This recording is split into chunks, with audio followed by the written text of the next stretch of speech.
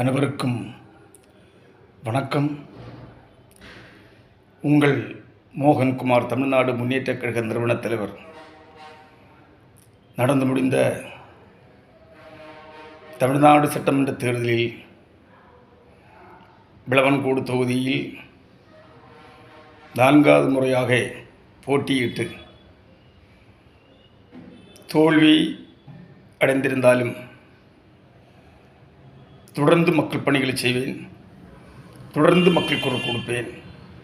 என் தொகுதிக்காக, என் தமிழ்நாட்டுக்காக, என் தமிழ் மண்ணுக்காக, என் தமிழ் மக்களுக்காக, என் பாச மலர்களுக்காக, நான் நேசிக்கக்கூடியதான என் தமிழ் நெஞ்சங்களுக்காக, உழைக்கக்கூடிய உழைப்பாளர்கள், உழைக்கக்கூடியதான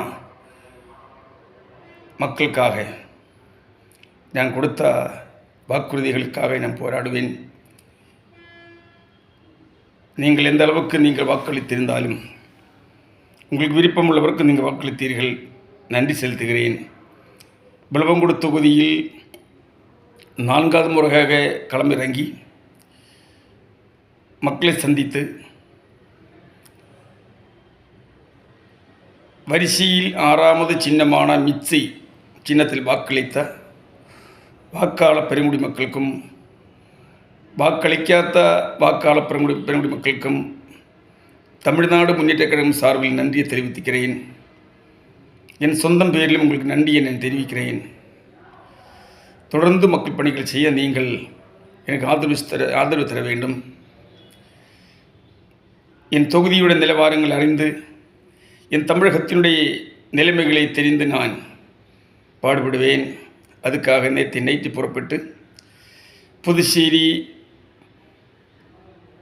முதல்வராக பொறுப்பேற்க உள்ள என் அன்பை அண்ணன், என் பாசத்துக்குடிதானா, மதிப்புக்குரியதானா, நான் நேசிக்கக்கூடியதானா, என்மையில் மதிப்பு மரியாதை வச்சிருக்கக்கூடியதான என் அருமை ஐயா ரங்கசாமி அவர்களை சந்திக்க நான் நேற்று புறப்பட்டு இங்கே புதுச்சேரி வருகை சந்திக்கிறோம்.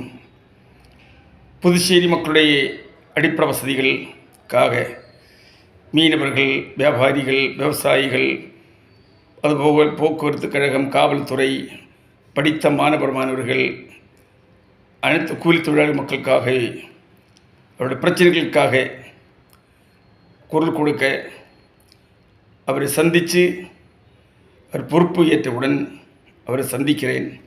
சந்தித்த மக்களுடைய கோரிக்கைகளை நான் வலியுறுத்துகிறேன். அதுபோல் என் தமிழகத்தில் பொறுப்பு ஏற்க உள்ள 10 கோடி மக்களும் இன்ற தினத்தில் நம்பிக்கையோடு வாக்களித்துள்ள, வெற்றி பெற செய்த அண்ணன் விஜய் முதலமைச்சராக பொறுப்பு ஏற்கும் பொழுது என் தமிழ்நாட்டில் உள்ள குறைபாடுகளை, புதிய சட்டத்திட்டங்களை திருத்தம் செய்ய வலியுறுத்தி